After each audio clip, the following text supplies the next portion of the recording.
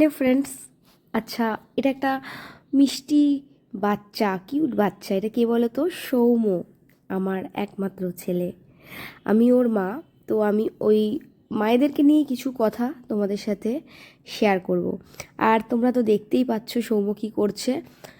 কিছু বাচ্চা আমাদের বাড়িতে এসেছিল, আমার পুতুলগুলোকে একদম ভেঙে চুরে লণ্ডভণ্ড করেছে। সেগুলোকেই সৌম্য এখন ঠিক করছে, চেষ্টা করছে যতটা ঠিক করা যায়। তো যাই হোক, তো মা হওয়া ভীষণ ভালো, মানে ভীষণই একটা গর্বের কাজ মা হওয়া, ঠিক আছে?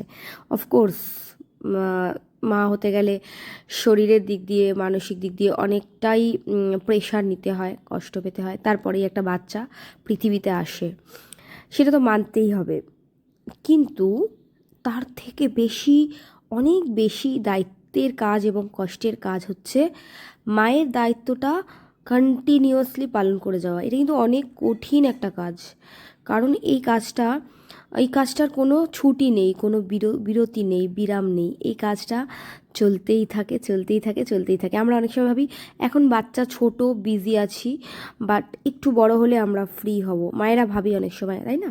কিন্তু মায়েরা কখনোই ফ্রি হয় না, কারণ মায়েদের কিন্তু কোনো ছুটি হয় না। মায়েরা নিজেরাই ছুটি নিতে চায়ও না, কারণ মায়েরা চায় সব সময় তার বাচ্চাকে কিছু ভালো শেখাই এবং ভালো কিছু কন্টিনিউয়াস বাচ্চার পিছনে পড়ে থাকি, বাচ্চাকে হেলদি রাখার চেষ্টা করি। এটা প্রত্যেকটা মায়ের ভিতরেই এই থিঙ্কিংটা থাকা উচিত।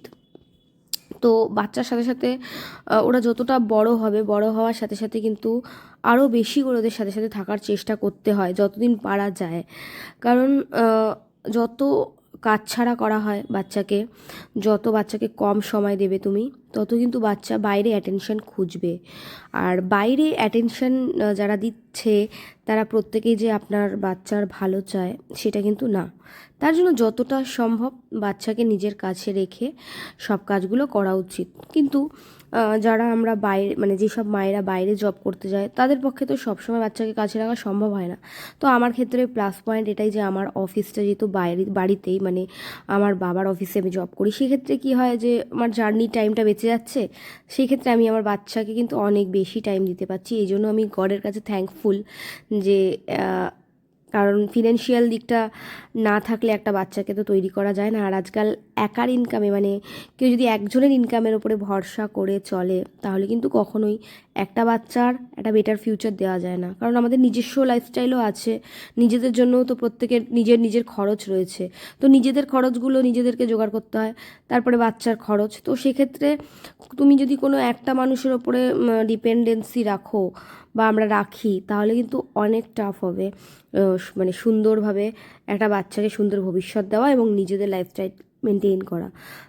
সেক্ষেত্রে দুজনকেই সমানভাবে কাজ করে, সমানভাবে কন্ট্রিবিউট করেই একটা সংসারকে, মানে হাজব্যান্ড ওয়াইফ বা প্রত্যেকেরই বাড়িতে যারা যারা মেম্বার আছে, প্রত্যেককেই এখন কাজ করতে হয়, আদারওয়াইজ ভীষণ সমস্যা। যাই হোক, এটা তো গেল একটা পার্ট। এইবার আসছি আসল পার্টে, যে এত কেন কষ্ট মায়েদের। মায়েদের অনেক কষ্ট, অফকোর্স, কেন শুনতে হবে তার জন্য পুরো ভিডিওটা। তো একটা বাচ্চা এই যে কাজ করছে, আমরা দেখছি খুব ইজি লাগছে যে বাহ, বাচ্চাটা তো বেশ ভালো, কত কাজ করে দেয় ঘরের। কিন্তু অ্যাকচুয়ালি কি এতটাই ভালো হয়? প্রত্যেকটা বাচ্চা ভালো অফকোর্স, কিন্তু এত সহজেই কি সব কথাগুলো শোনে?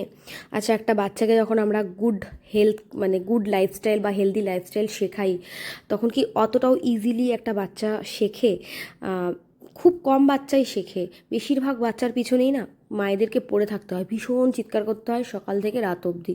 যেমন আমি সৌম্যকে কিছু হেলদি জিনিস শেখাই, যে সকালবেলা ঘুম থেকে উঠেই 1 গ্লাস গরম জল খাবে। তো আমি রোজই সেটা আমাকে মুখের সামনে দিতে হয়, তবেই সে খায়। কিন্তু একদিনও আমি দেখলাম না ও নিজে থেকে, আমি বলা ছাড়া, দিনের পর দিন আমি এই কাজটা ওর সাথে করছি, দেখছে মা আমাকে গরম জল খাওয়াচ্ছে সকালে। তো একটা দিনও দেখলাম না যে সেই কাজটাই ও নিজে থেকে করে নিল। আমি একদিন না করেও দেখেছি, যেদিনকে করিনি সেদিন দেখলাম ও জলই খেলো না।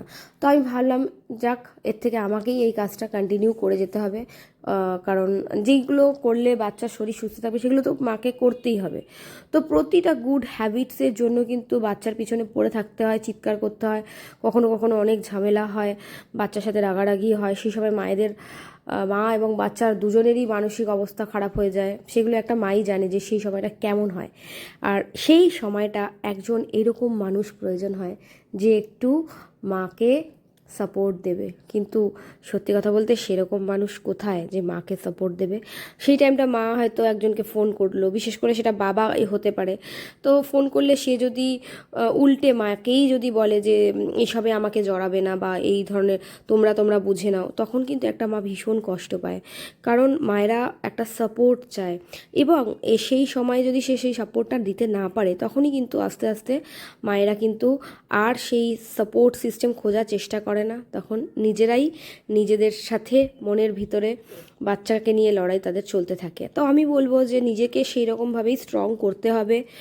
আর এই যে বাচ্চা তৈরি করার ক্ষেত্রে যে মানুষগুলো একটু সাপোর্ট দেয়, মায়েদের একটা মানসিক শান্তির জায়গা দেয়, সেই সব মানুষগুলোর প্রতি কিন্তু মায়েদের একটা সম্মান চলেই আসে।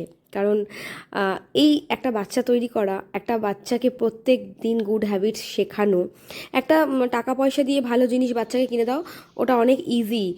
কারণ ওটাতে ওরা অনেক খুশি থাকে। ওটা টাকা পয়সা দিয়ে ওদের মনের মতন জিনিস দিলে, খাওয়ালে, সেই টাইমটা তো ওদের থেকে ভালো কিছু হয় না।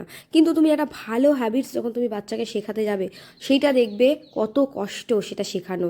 সেটা তারা শিখতেই চায় না, সেটাকে তার পিছনে অনেক কষ্ট করতে হয়। তার জন্যই বলছি মায়েদের কোনো ছুটি হয় না। তার জন্য প্রতিটা মাকে কিন্তু প্রচুর সম্মান করতে হবে, কারণ মায়েরা ডিজার্ভ করে সম্মান। যেসব মায়েরা প্রকৃত মা হয়ে উঠতে চায়, তাদেরকে একটু সম্মান দিতে হবে, একটু ভালোবাসা দিতে হবে, তাহলেই কিন্তু বাচ্চা ভালো তৈরি হবে, এবং বাচ্চারাই দেশের ভবিষ্যৎ তৈরি করে। তার জন্য